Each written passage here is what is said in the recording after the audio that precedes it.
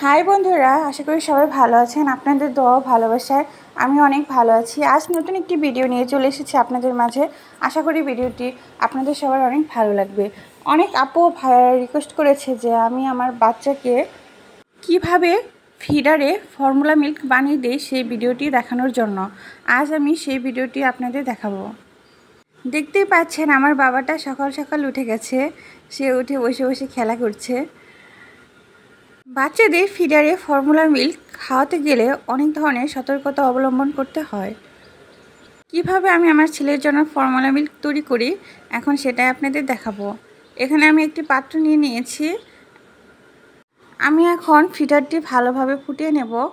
অবশ্যই খেয়াল রাখতে হবে বাচ্চাদের যে কোনো খাবারের জিনিস ভালোভাবে ফুটিয়ে নিতে হয়। বাচ্চাদের ফিডারে অনেক ধরনের রোগ জীবাণুরা বাসা বাঁধে।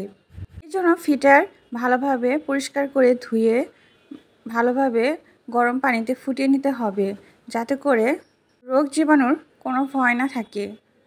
10 মিনিট ধরে ভালো করে ফিডারটি ফুটিয়ে নিতে হবে।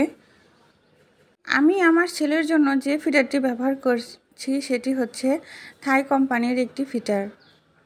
ফিডারটি মোটামুটি অনেক ভালো।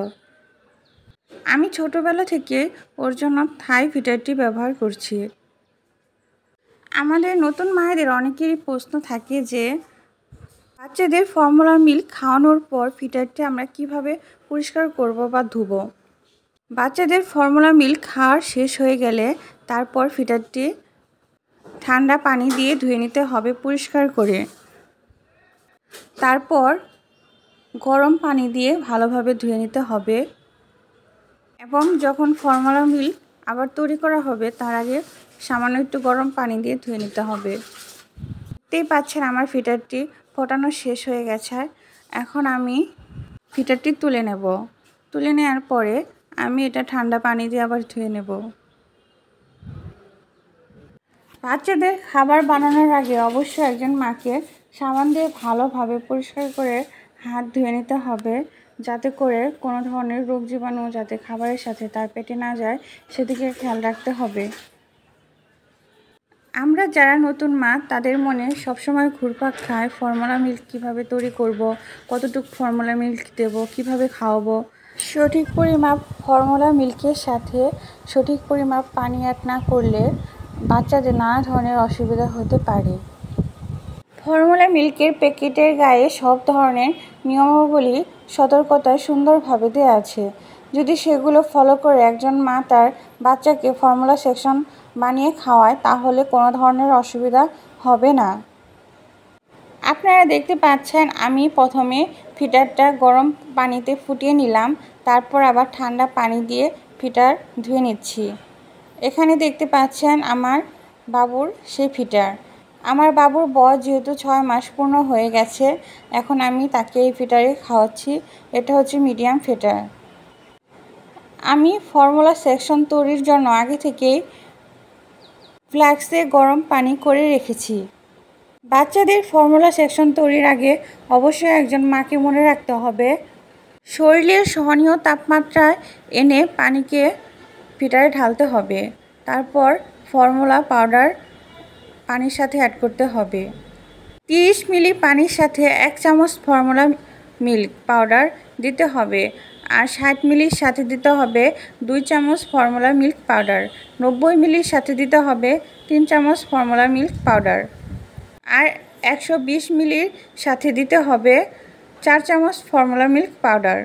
আমি আমার বাবুর জন্য 4 চামচ ফর্মুলা মিল্ক পাউডার দিয়ে ফর্মুলা সেকশন তৈরি করব। এজন্য আমি 120 মিলি পানি নিয়ে নিয়েছি। দেখতেই পাচ্ছেন ফিডারের গায়ে চার দেওয়া আছে এখানে সুন্দরভাবে।